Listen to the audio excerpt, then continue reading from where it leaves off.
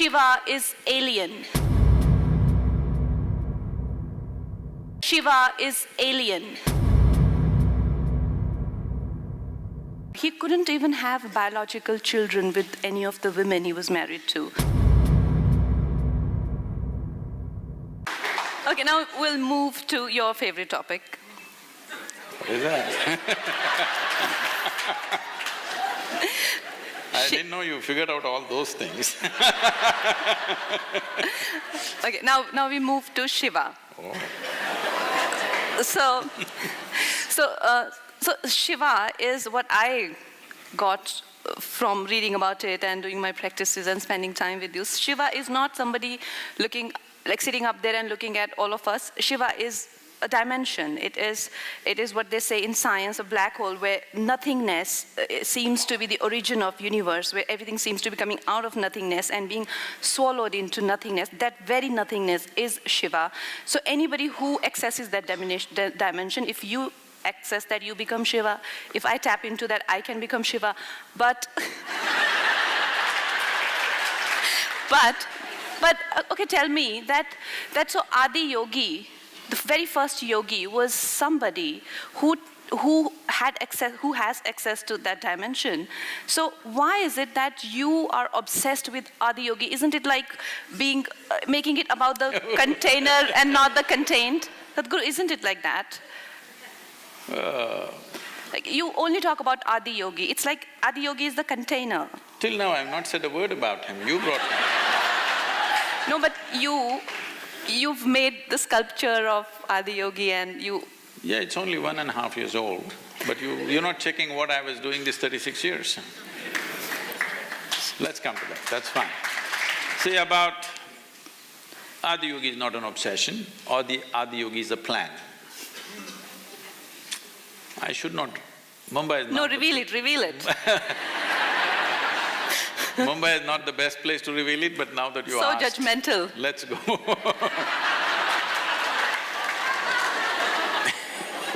That's her next movie, she's promoting it.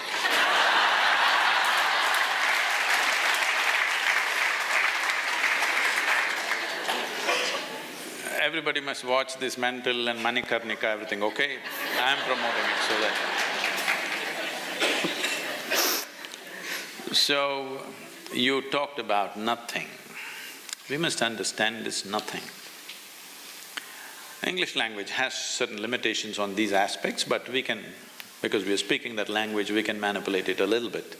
If you want to understand nothing, you must put a hyphen between no and thing. It's not a thing. That doesn't mean it does not exist. This would have been a ridiculous statement for the Western minds. I'm saying Western minds because all of us are Western educated. Maybe we're living in India, we've born in India, grown up in India, but we're all Western educated. For a Western mind, this would be a ridiculous idea. Of a couple of decades or maybe 3 decades ago, it would have been so. But now, science is talking about no things. That means non-physical dimension of existence, something that is not a thing, but still a powerful force. When I say something that's not a thing, we are not talking about nuclear energy, we are not talking about, electrical energy or magnetism or anything. Simply nothingness is tremendously powerful. Today they're calling it, black existence or dark power, or many things are being used. So essentially you're talking about a dimension which is a source of something. Now this is something, everything here is something. But this has come from all that we call as nothing because it's not a physical form. A physical form, in essence, means a certain defined boundary. You call this a physical body because this is a defined boundary. If there is no defined boundary, this cannot be physical. So when we said yoga, this union that you're… inclusiveness you're poking at me is essentially that you transcended your physical nature, so you are not a something anymore. Once you're not a something, there is no defined boundary for you. Once there is no defined boundary for you, union is the only way you can exist, there is no other way to exist. This is not just a concept, this is a living experience, this is the reality of the cosmos. that if you look up in the sky, even a little child looks up in the sky, you will count stars. Maybe there are millions and billions of stars out there, but still, all the stars put together, they do not occupy even 1% of the space out there, isn't it? But nobody pays attention to that space. That is nothing. So this 99% or more, 99.9% is vast nothingness in this few specks of something. But your attention is only there simply because your visual apparatus are made like that. You're not able to grasp what is not there. You only see whatever stops light, in the sense, you're able to see this hand simply because it's stopping light and reflecting. So your ability to see is always limited to whatever stops light. See, right now we are sitting here, our microphone, our light, everything is important, but the most important thing is the air that we're breathing for our existence right now. But we cannot see it. Does it mean to say we can do without it? So that which you cannot see, that which you cannot touch, that which you cannot perceive through five sense organs, that is called a no-thing or a nothing.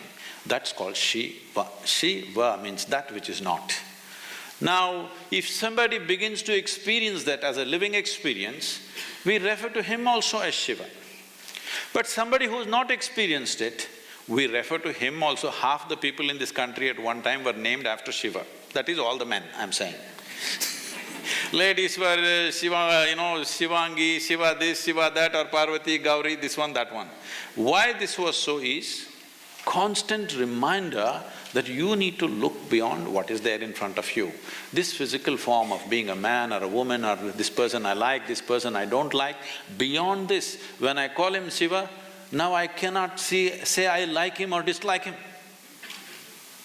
When your name is Shiva, you claimed already you're Shiva. When your name is Shiva, when I call you Shiva, I cannot call Shiva angrily, I cannot do something.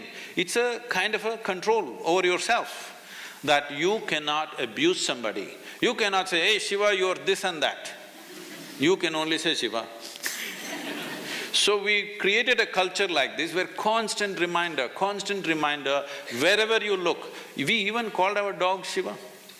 Yes, we never thought it's an insult because he's as much alive as you are. We called… if you see a tree, we say Shiva, if we see a rock, we say Shiva, if we see a bird, we say Shiva, simply because the source of all that exists here as physical stuff essentially comes from that which is not a thing or no thing or Shiva. So, this is why this talk about third eye and people think their forehead is going to crack and something is going to pop out. Nothing like that. These two eyes can show you only that which stops light. The day you start seeing things which do not stop light, then we say, you have one more eye going. You have an inner eye which is able to see something that these two eyes cannot see. So third eye does not mean forehead cracking up and you becoming some kind of a freak-out. This just that means your clarity has opened up, that you're able to see beyond the limitations of senses. So all the enlightened people who've been… How many did you meet? Like I've heard about many. Like, say Krishna or Muhammad or Ram or Christ, Buddha, all the enlightened people who've been on this planet, there is some sort of mention of their birth or death. But when it comes to Shiva, like you say, and I've read that he was self-created, and I often ask you this question, that did he disappear into thin air, and apparently something like that happened. He couldn't even have biological children with any of the women he was married to. Also, he At least you can't blame him for the population. Sadhguru, I'm coming to something very important. There is a theory…